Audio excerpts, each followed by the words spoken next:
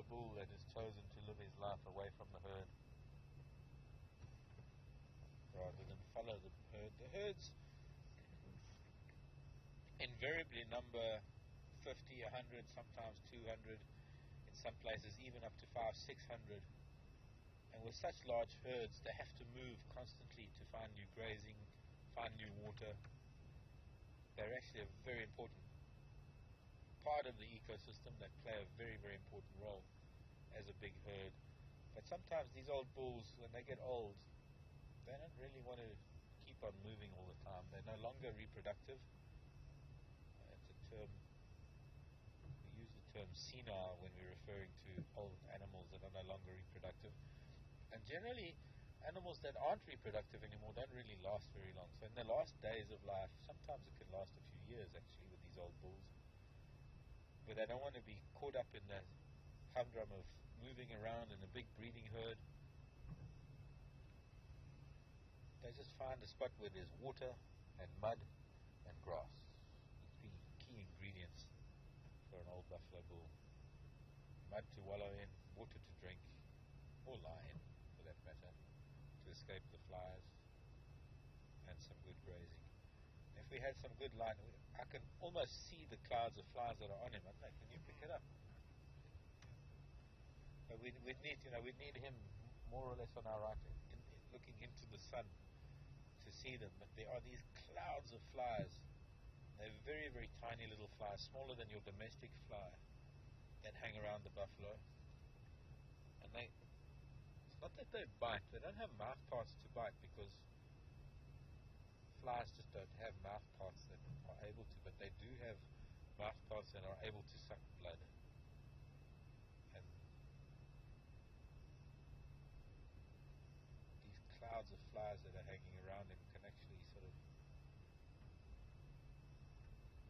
well, for us humans with our soft skin, I feel them when they try and put their proboscis into me, because they don't have that local anesthetic that mosquitoes have. Mosquitoes are also a fly of sorts. I've seen buffalo that are so upset by these flies that they put their faces under water to try and escape the irritation. And there's a giraffe that might come into the river for interview. It's just behind those bushes. I'll keep an eye on it, but there's a giraffe moving in the back here. You see its tail flicking.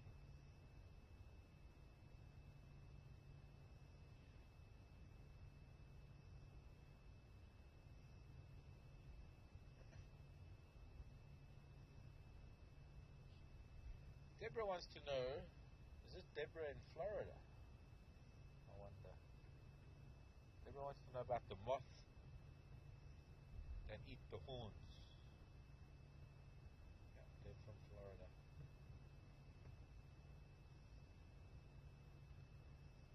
Well, it's not only buffalo. Hello, Deb. Deb wanting to know about the moths that eat the horns. There's the larva of a moth, and we call it the horn borer moth.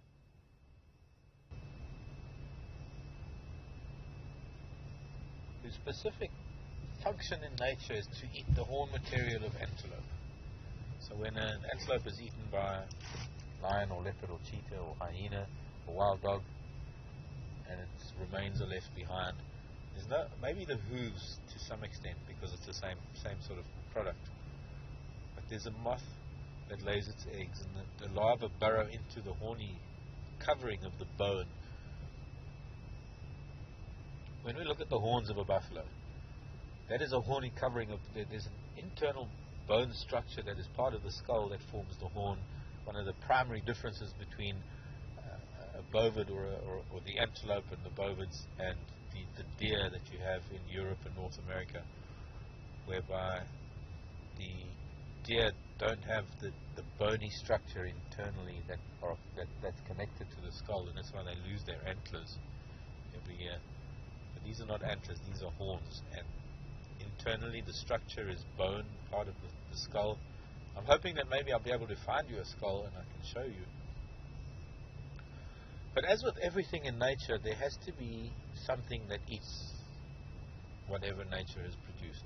There's always a consumer of whatever living matter has been created. And so that hard, horny outer covering of all the bovid's horns, the buffalo, the antelope,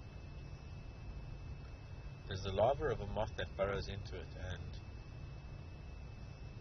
I haven't been able to find much about it, but I'm convinced that even in living buffalo, these larvae burrow into the horns, but it's the matter of, it's the act of the buffalo rubbing their horns against trees and in the mud that helps to control the larvae, as well as the eggs that are laid on their horns to not do too much damage.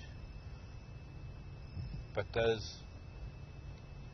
the texture, the patina of the buffalo's horns, to me, show that there is a fair amount of horn borer moth larva in a living horn, or rather a living buffalo's horn.